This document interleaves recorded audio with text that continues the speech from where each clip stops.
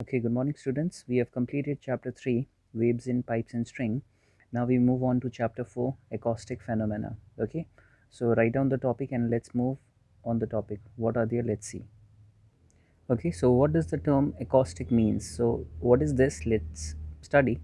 Acoustic is the science that deals with the study of all the mechanical waves of longitudinal behavior, which are audible sound, ultrasonic sound, infrasonic sound, which can be in gases, liquids, and solids.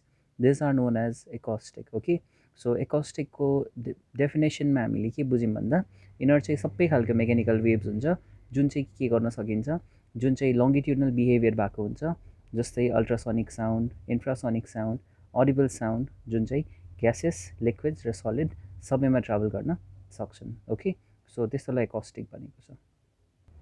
Okay, त्यसपछिको अर्को topic लेख्नुहोस् तपाईँहरू, characteristics of sound. अब यो characteristics of साउन्डमा तपाईँहरूले यहाँ notes दिइरहेको छ, यहाँबाट म फोटो पनि पठाइदिन्छु, तपाईँहरूले हेरिराख्दा हुन्छ. यसमा नोइज र म्युजिकल साउन्ड भनेर दुईवटा टाइप्स अफ साउन्ड दिइरहेको छ. यो दुईवटा टाइप अफ साउन्डमा नोइज भनेको के र म्युजिकल साउन्ड भनेको के हो, डेफिनेसनतिर हेरौँ. The sound which produce irritating effect to the ear and is non-periodic, irregular and is of short duration, very short duration is called noise. छोटो समयको लागि हैन, अलिकति आफूलाई इरिटेटिङ लाग्ने खालके नोइज और साउन्डलाई चाहिँ नोइज भनिन्छ. जस्तो sound produced by an explosion, hammer by striking on an anvil, by clapping of two wooden blocks. So these all are the examples of noise. त्यसरी नै म्युजिकल साउन्ड भनेको sound which is produce by pleasing effect to the ear and is periodic, एउटा regular इन्टरभलमा continue आइरहेको छ भने त्यसलाई musical sound भनिन्छ. जस्तै plucking of the string of sitar, bowing of a string of violin, guitar, flute etcetera are examples of musical sound. यो सबै म्युजिकल साउन्डमा पर्यो. ओके, यसमा यहाँ डिफ्रेन्स बिट्विन दिएको छ, तपाईँहरूले यहाँबाट कुनै 4-5वटा तपाईँलाई जुन इजी लाग्छ त्यही डिफ्रेन्स बिट्विन हेरेर लेख्दा हुन्छ. यो सबै सर्ट क्वेसन एन्सरको लागि इम्पोर्टेन्ट छ. ओके ओके, त्यसपछि अब हामी क्यारेक्टरिस्टिक्स अफ म्युजिकल साउन्डमा जाउँ. म्युजिकल साउन्डमा क्यारेक्टरिस्टिक्सहरू हेर्नुपर्दा यसको 3टा क्यारेक्टरिस्टिक्स दिएको छ. नम्बर 1मा छ पिच, नम्बर 2मा लाउडनेस, नम्बर 3मा क्वालिटी और टिम्बर भन्छ. अब पिच कसरी थाहा पाउने? पिच भनेको फ्रिक्वेन्सीबाट थाहा पाइन्छ. यसको फिजिकल एट्रिब्युट भनेको फ्रिक्वेन्सी भनेको कतिचोटि यो भाइब्रेट गर्यो त्यहाँबाट पिच थाहा पाइन्छ. लाउडनेस त्यसको इन्टेन्सिटीबाट कति धेरै इन्टेन्स छ त्यहाँबाट लाउडनेस, कसैको सफ्ट हुन्छ कसैको लाउड हुन्छ त्यहाँबाट फिजिकल एट्रिब्युट इन्टेन्सिटी थाहा पाइन्छ. क्वालिटी भनेको ओभरटोन भनेको अगाडि हामीले गरेको थियौँ, first harmonics, second harmonics, first overtone, second overtone, त्यसले चाहिँ क्वालिटी अफ साउन्ड डिटरमाइन गर्छ.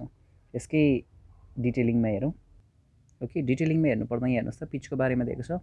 पिच भनेको एउटा क्यारेक्टरिस्टिक अफ साउन्ड हो जसले चाहिँ डिस्टिङ्ग्विस गर्छ सार्प र श्रिल साउन्डलाई. ओके, जस्तो अब हामीहरू हेर्नुपर्दा यहाँ हेर्नुहोस् त तल दिइरहेको छ सेकेन्ड प्याराग्राफमा. In a harmonium the sound produce from the key of the left side of the low pitch, left side is of low pitch while produce from the right side is of high pitch. त्यसको एउटा example दिएको छ. The voice of a lady or a child is shriller than that of a man. भनेको lady or चाइल्डको आवाज चाहिँ अलिकति साह्रो और अलिकति पिच हाई भएको हुन्छ देन द मेन. ओके, अब त्यो कारण पनि हुने कारणले हामी के भन्न मिल्छ कि पिच अफ लेडीको साउन्ड चाहिँ हायर हुन्छ then that of men. Like humming of a mosquito is of high pitch, होइन, काननिर आएर मच्छरहरूले जुन त्यो साउन्ड प्रड्युस गर्छ त्यो चाहिँ हाई पिचको हुन्छ अनि सँगसँगै हाई फ्रिक्वेन्सीको पनि. तर रोरिङ अफ अ लायन चाहिँ लो पिचको हुनसक्छ, फ्रिक्वेन्सी सानो हुन्छ. ओके, अब त्यो चाहिँ टाढो र नजिक आएर भनेर पनि भन्छ कसैले, त्यो त्यस्तो हुँदैन. यो चाहिँ हामीले पिचको कुरा गरेको, त्यो कतिको सार्प हुन्छ त्यसमा फरक पर्छ. ओके, यहाँ हेर्नुहोस् त उनीहरूको साउन्डको कर्भ पनि भन्छ. साउन्डको कर्भ पनि कसैको कस्तो स्मुथ छ भने लो फ्रिक्वेन्सीको एउटा लिमिटेड वेमा जान्छ. लो पिच साउन्डको एउटा फिगर देखिरहेको छौँ 4.3मा अनि हाई पिच साउन्डको पनि देखाइरहेको छौँ.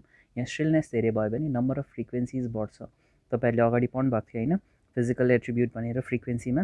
सो पिचको फ्रिक्वेन्सी भनेको फ्रिक्वेन्सीले डिटरमाइन गर्छ, जति धेरै फ्रिक्वेन्सी त्यति धेरै पिच रहेछ. ओके ओके, अब हामी हेरौँ पिच र फ्रिक्वेन्सीको डिफ्रेन्स. यहाँ दिइरहेको छ, तपाईँहरूले यो पनि लेखिराख्दा हुन्छ. पिच भनेको सब्जेक्टिभ क्वान्टिटी हो जुनलाई चाहिँ मेजर गर्न सकिँदैन. फ्रिक्वेन्सी चाहिँ अब्जेक्टिभ क्वान्टिटी हो जुन चाहिँ कतिवटा छ, so it can be measure. Pitch it is 0 for a deaf person, frequency it cannot be 0 for a deaf person. Frequency something हुनसक्छ. Pitch it is the response, frequency it is the stimulus. Pitch भनेको चाहिँ कतिको response आएको छ सोर्सबाट अब्जर्भरबाट, frequency भनेको stimulus, हामीले कति चाहिँ त्यसलाई बुझ्यौँ, कति चाहिँ सुन्यौँ, कति थाहा पायौँ। ओके ओके त्यसपछि हाम्रो टपिक छ लाउडनेस। लाउडनेस भनेको हेर्नु, loudness is the characteristic musical sound which distinguishes a loud sound from a faint one. होइन, लाउड र फेन्ट साउन्डलाई चाहिँ फरक छुट्याउनेलाई लाउडनेस भनिन्छ। जस्तो यो चाहिँ इन्टेन्सिटीमा डिपेन्ड गर्यो, higher the intensity greater will be the loudness of the sound. Okay, the value for intensity of sound is the rate of flow of sound energy through which unit area which is given by I is equal to, हेर्नुहोस् त relation यहाँ देखिरहेको छ, I equals to 2 pi square V rho F square A square, where V is the speed of sound in a medium of density rho, F is the frequency of the sounding object having amplitude A. Okay यो सबैमा अब के देख्नुभयो, यहाँ अलिकति बुझ्नु भएन होला तपाईँहरूले। यो के देख्नुभयो भन्दा लाउडनेस भनेको यदि इन्टेन्सिटी बढ्यो भने के हुन्छ, लाउडनेस पनि बढ्छ। इन्टेन्सिटी र लाउडनेस दुइटै के छ, एकअर्कासँग डाइरेक्टली प्रपोर्सनल छ। यहाँ हामीसँग एउटा रिलेसन आएको छ, I is equal to 2 pi square V rho F square A square. अब यत्रो इक्वेसन फर्स्टमा कहाँबाट आयो, यसको अहिले डेरिभेसन गर्न आँटेको छौँ हामी, र यसमा के फ्याक्टर्सहरू छ र कसरी यो फ्याक्टर्समा डिपेन्ड गर्छ भन्ने कुरा हामी अगाडि हेर्छौँ। ओके यहाँ हेर्नुहोस्, अब इन्टेन्सिटीसँग के डाइरेक्टली प्रपोर्सनल छ, एउटा आयो भेलोसिटी अफ अ साउन्ड, अर्को आयो फ्रिक्वेन्सी, अर्को आयो डेन्सिटी, अर्को आयो एम्प्लिट्युड। यो सबै हामीले यहाँ डिफाइन गरिसकेको छौँ। ओके त्यसलाई नै एज इन अल समेटेर एक ठाउँमै लेखेको छ, all the factors that affect the intensity of sound also affect the loudness of the sound. So loudness depends on the following factors. So what are these factors? Let's see. Intensity of sound, surface area of the source of sound, density of the medium, direction of motion of the air, कुन डाइरेक्सनतिर जाँदैछ त्यसमा भर पर्यो, distance of the source from the observer, कतिको टाढो छ त्यहाँबाट पनि लाउडनेस ठुलो र सानो हुनसक्छ। नजिकबाट धेरै ठुलो सोर्स हुन्छ, टाढोबाट अलिक कम सुन्छ।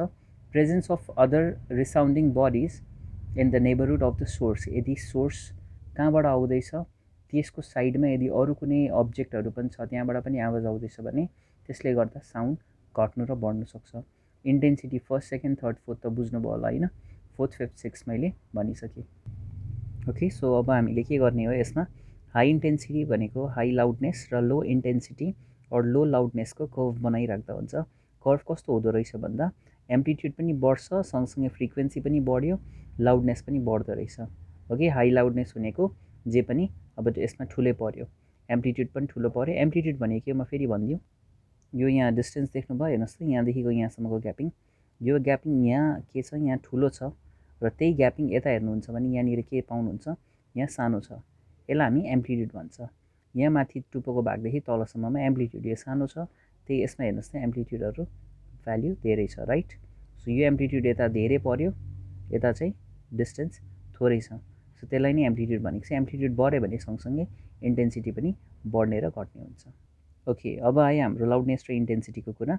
लाउडनेसमा के गरौँ, it is the subjective measurement because it varies from person to person, मान्छे अनुसार को कतिको लाउड को कतिको स्लो, होइन त्यो मान्छे अकर्डिङली फरक पर्छ। तर इन्टेन्सिटी के हो, यो एउटा अब्जेक्टिभ मेजर हो, because it is the rate of flow of energy per unit area and it is same for all the person. Intensity त्यतिको इन्टेन्सिटीले बोल्न सक्छ, त्यो मान्छे अकर्डिङली फरक पर्दैन। ओके लाउडनेसमा it cannot be measured like physical quantity, loudness कतिको ठुलो सानो भनेर भन्न सकिँदैन, तर इन्टेन्सिटीलाई मेजर गर्न सकिन्छ। लाउडनेसमा its unit is phon, PHON भनेर दिएको छ। अब intensity its unit is weber per metre square, त्यसलाई क्यापिटल W मिटर -2 लेखेको छ। Okay weber per metre square. Loudness it may be 0 for a deaf person and intensity it has the fix value even for a deaf person rather than 0। Okay so यही भ्याल्युजहरू छ यो डेफिनेसन्समा। Difference बिट्विनमा तपाईँहरूले के हेर्नु सक्नुहुन्छ, जतिवटा डिफ्रेन्स बिट्विन छ 6वटा छ, 4वटा जति तपाईँहरूले यसबाट लेख्दा हुन्छ। ओके त्यसपछि अब intensity of a wave that is energy transported by waves. यसमा हेर्नुहोस् त, यसमा अहिले भर्खर हामीले गरेको थियौँ एउटा डेरिभेसन, अगाडि फर्मुला पढेको थियौँ, intensity is equal to 2 pi square V rho F square A square, र त्यही डेरिभेसन अर त्यही टपिकको डिराइभ हामी गर्न आँटेको छौँ। त्यसको टपिक लेख्दा हुन्छ तपाईँहरूले intensity of a wave, that is ब्राकेटमा energy transported by waves. Okay okay यसमा हामीले के लेख्दा हुन्छ, हामीले पहिला लेखौँ सबभन्दा पहिला, for a sinusoidal wave of frequency small f, the medium particles move in simple harmonic motion as the wave passes, and so each particle has an energy E, which is given by E equals to 1 by 2 k a square, where k is equal to m omega square. Okay, so त्यति लेखिसकेपछि हामीले कहाँदेखि लेखेको, हामीले last line of the first प्याराग्राफदेखि start गरेको, for a sinusoidal wave of frequency F, देख्नुभयो। Okay, त्यहाँदेखिको स्टार्ट गर्दा हुन्छ, हामीले त्यसलाई के गरौँ, इक्वेसन 1 लेखौँ, where equation 1 is appropriate for both longitudinal and transverse wave. Okay, यो चाहिँ हामीले बुझ्नको लागि लेख्दा हुन्छ। अब त्यसपछि ए भनेको के हो, where A is the amplitude of the wave, K is the wave constant. Okay, त्यति दिएको छ भने टाइम पिरियड हेर्नुहोस् त, हामीले अगाडि पढेको थियौँ, time period T equals to 2 pi root over small M by K, M भनेको मास, के भनेको वेभ कन्स्ट्यान्ट। अब त्यसमै टाइम पिरियडलाई 1 बाई फ्रिक्वेन्सी लेख्न मिल्छ भने 1 by F is equal to 2 pi root over M by K, 1 by एफको square गरौँ, 2 पाईको पनि स्क्वायर हुन्छ, 4 पाई स्क्वायर एम बाई के, रुट हट्यो। अब त्यसपछि हामीले क्रस मल्टिप्लाई गऱ्यो भने केलाई माथि लगाउँ र एफ स्क्वायरलाई यता लग्यो भने K is equal to 4 pi square F square M. Okay, त्यति आउँछ। ओके, हेर्नुहोस् त यस्तो के आयो होला, यसलाई हामीले 4.5 को इक्वेसनलाई इक्वेसन 2 दिउँ, where M is the mass of the particle in small volume of the medium. Okay, त्यति लेखौँ। त्यसपछि from equation 1 and 2 we have or we get लेख्दा हुन्छ, त्यो इक्वेसन 1 के थियो, ई इक्वल्स टू 1 बाई 2 के ए स्क्वायर, के ए स्क्वायरको ठाउँमा के को भ्याल्यु सबै यो राखौँ, ए स्क्वायरसँग मल्टिप्लाई गर्दा कति आउँछ, E equals to 2 pi square M F square A square. Okay, F square A square, त्यसलाई लेख्नु इक्वेसन 2। ओके, इक्वेसन 2 पछि हामीले के लेख्दा हुन्छ, as we know mass is equal to density into volume, or density is define as mass by volume, त्यो रिलेसनबाट हामीले यो निकालेको हो। ओके, पहिला बुझौँ यसलाई, density is define as mass, यो भोल्युम यता आएर डिभाइड गर्छ, अब डिभाइड गर्ने भोल्युम माथि गयो भने mass is equal to density into volume, फेरि यो भोल्युमलाई के लेख्नु मिल्छ, since volume is area into length, we are writing volume as area into length.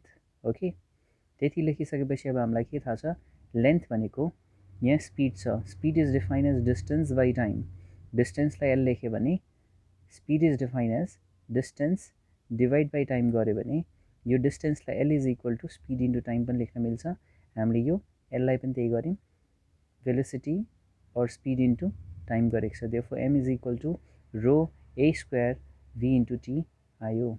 Okay, हेर्नुभयो त्यतिसम्म आयो। माथि हेर्नुहोस् त इक्वेसन त्यो 4.6 भनेको हाम्रो इक्वेसन 3 भयो। ओके, अब यसलाई हामी के मानौँ, यसलाई हामी इक्वेसन 4 मानौँ, M is equal to rho A V into T. Then हामीले के बुझ्यौँ यसमा, इक्वेसन 3 र 4 हामीले युज गऱ्यो भने ई को भ्याल्यु कति आउने रहेछ, एमको ठाउँमा रो एभिटी लगाइदिउँ, हाम्रो नयाँ इक्वेसन आयो, यसलाई हामीले के राखौँ, इक्वेसन 5 राख्दा हुन्छ, let equation 4.8 be equation 5, then the intensity of a wave is define as the energy transported per second per unit area, त्यो छ भने I equals to capital E by T into A, E कति आयो, यो सबै आयो, divided by T time into area, time र area काटौँ होइन। अब काट्ने बेलामा के देख्यौँ हामीले, ओके टी काट्न मिल्यो, क्यापिटल ए पनि काट्न मिल्यो भनेपछि रिलेसन कति आउने रहेछ, I equals to 2 pi square V rho F square A square, so this is the expression for intensity of a wave. Okay, so relation यहाँबाट आएको छ। अब हामीले के गर्नु पऱ्यो, यो सबै रिलेसनहरू लेख्नुहोस्, अगाडिको नोटहरू बनाउनुहोस्, अनि डिफ्रेन्स बिट्विनहरू जति आएको छ त्यो डिफ्रेन्स बिट्विन लेख्दा हुन्छ। यो च्याप्टरमा पनि न्युमेरिकल डेरिभेसन र सर्ट क्वेसन एन्सर आउने धेरै पोसिबिलिटिजहरू छ। ओके, सो यति गरौँ आज, others will do in next class. Okay, thank you.